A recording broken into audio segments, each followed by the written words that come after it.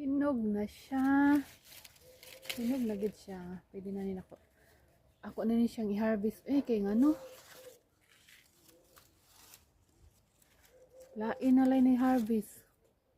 Ganina suyo kay ko sa kuan kanang katong among gipaari kay nagpatabang ko guna.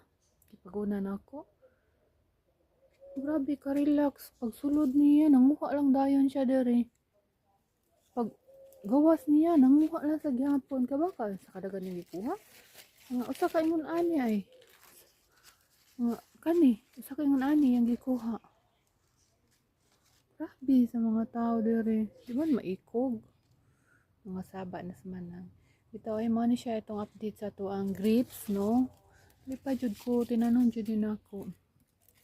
Tanawa. Wow. Grabe gyud gikuha. Usa ka sanga gyud ang gikuha niya. Sus Ginoo ko. Usa gyud kay ani ang gikuha.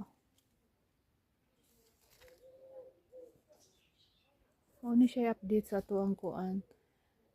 Mel's Garden. Ako na siyang i-harvest kay lain lang tao ang mag-harvest.